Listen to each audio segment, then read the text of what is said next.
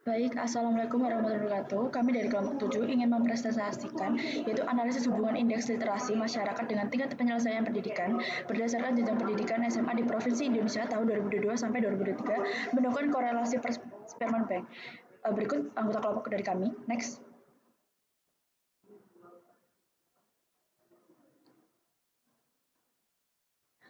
Yang pertama yaitu adalah latar belakang. Dari fakta lapangan dan kondisi ideal, ada ketimpangan indeks literasi antar provinsi dari Perpusnas 2022, literasi yang kuat mendukung kemampuan belajar dan kualitas pendidikan. Idealnya terdapat pemerataan akses literasi dan dukungan pendidikan di semua wilayah.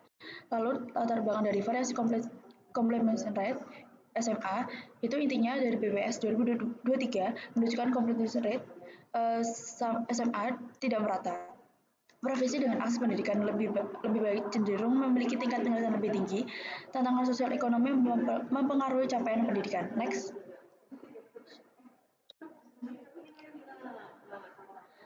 Baik, selanjutnya ada rumusan masalah. Yang pertama, bagaimana distribusi literasi dan completion rate antar provinsi 2022 sampai 2023. Yang kedua, provinsi mana yang tinggi atau rendah completion rate. Lalu yang ketiga, bagaimana kekuatan dan arah hubungan literasi completion rate. Dan keempat, apa implikasi kebijakan dari temuan penelitian. Lalu untuk tujuan penelitian, yang pertama mendeskripsikan distribusi literasi dan completion rate. Yang kedua, mengidentifikasi provinsi dengan capaian tinggi atau rendah. Yang ketiga, menilai hubungan kedua variabel menggunakan Sperman Bank. Lalu yang keempat, memberikan interpretasi sebagai masukan kebijakan. Next.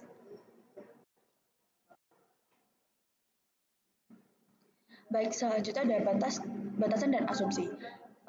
Intinya, yang pertama penelitian hanya memakai dua variabel yaitu indeks literasi dan completion rate SMA. Yang kedua, data dari BPS dan Open Data Jabar periode 2022 sampai 2023.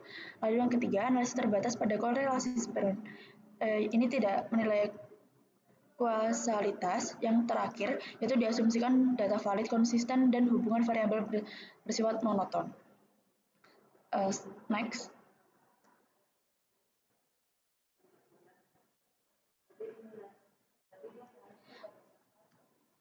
Selanjutnya yaitu ada statistik deskriptif. Intinya yaitu digunakan untuk melihat pola, karakteristik, dan sebaran indeks literasi serta completion rate SMA melalui median, rentang, dan grafik distribusi. Lalu untuk statistik inferensial menggunakan korelasi Sperman Bank itu di log P untuk menentukan arah dan kekuatan hubungan signifikan dilihat dari p-value yaitu kurang dari 0,05 berarti signifikan. Next. Selanjutnya ada tipe data. Intinya dari tipe data tersebut adalah menjelaskan jenis-jenis data yang relevan, kuantitatif, kuantitatif, kualitatif, ordinal, nominal, interval, dan rasio. Dalam penelitian ini digunakan data kuantitatif rasio. Next. Selanjutnya itu ada teknik sampling. Intinya itu dua kategori sampling. Yang pertama, probability sampling, contohnya random dan certified. Yang kedua, non-probability sampling, contohnya positive dan convenience. Yaitu penelitian memakai data populasi sehingga tidak mengambil sampel. Yang kedua ada numerical descriptive measure.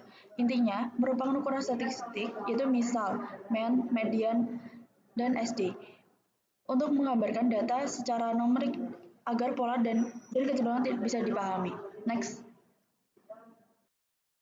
Selanjutnya adalah penjabaran dari numerical, yakni adalah sentral tendensi yang terdiri dari 4, dimulai dari aritmetik sampai geometrik dengan rumus sebagai berikut.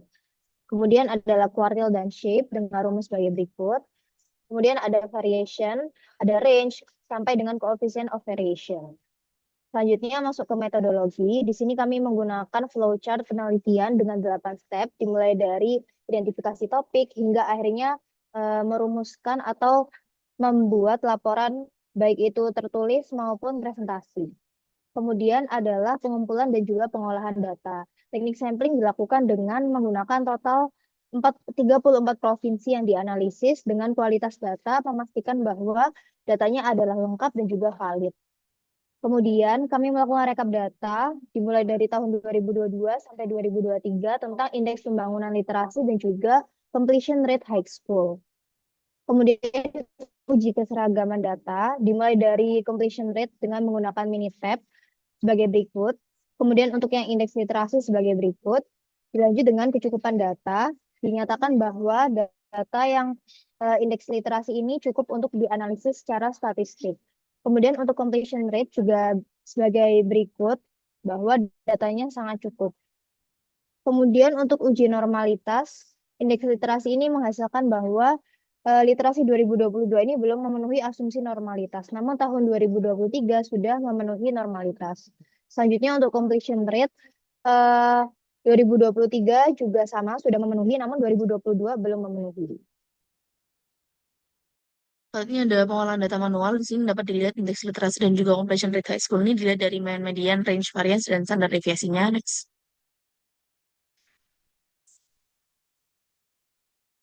Next.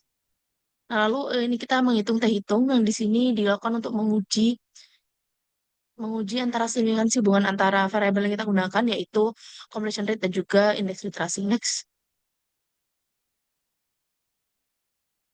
Nah, di sini ada pengolahan data distribusi normal. Kita menggunakan indeks literasi dan juga completion rate sesuai dengan standar-standar yang tadi. Next. Di sini ada pengolahan data graphic box dan whisker plot yang di sini kita bisa melihat bahwa ada outlier, yaitu sesuai dengan LCL dan juga UCL. Next. Baik, selanjutnya di sini ada pengolahan data software.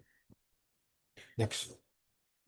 Maksudnya Next. 10% tugas itu apa? Sebenarnya itu berapa? Nah, dari pengolahan data software tadi, itu dapat disimpulkan bahwa eh, rata-rata indeks literasi dan competition rate itu dari angka 64 itu naik menjadi 65 pada tahun 2023 dengan standar deviasi menurun dari angka 10 ke 8. Ini menandakan bahwa data itu semakin seragam.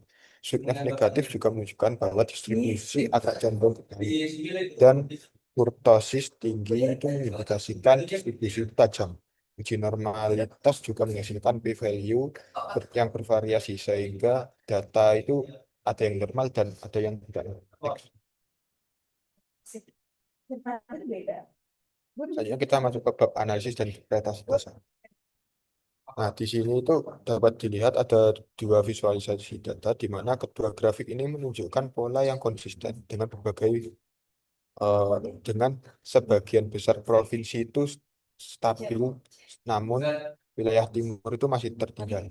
Dan secara keseluruhan tahun 2022 ini menunjukkan hubungan yang cukup baik antara akses literasi dan tingkat penyelesaian pendidikan. Next. Untuk analisis tahun 2023 sendiri kurang lebih sama, namun adanya peningkatan ini sudah berada pada arah yang baik, tetapi akses pada intervensi daerah tertentu itu perlu diperkuat, terutama di daerah timur.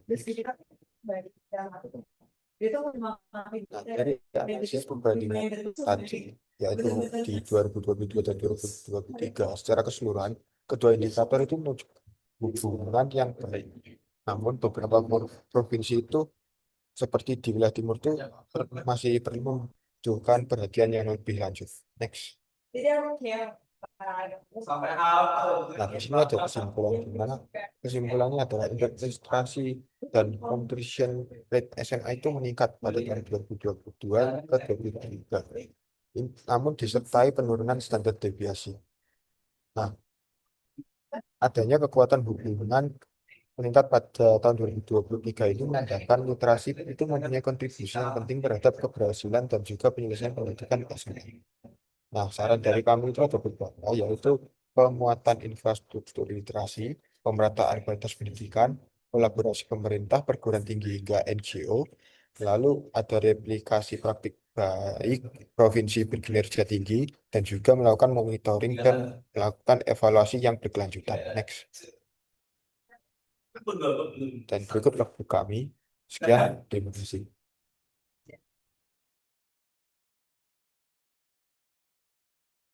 Nah, akhiri dulu ya. Thanks.